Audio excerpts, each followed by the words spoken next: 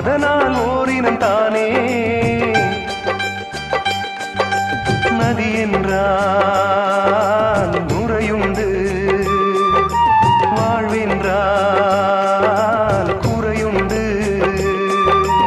ஐப்பசி வந்தால் அடைமழை காலம், சிலராயுள் முழுதும் ஐப்பசி மாதம்.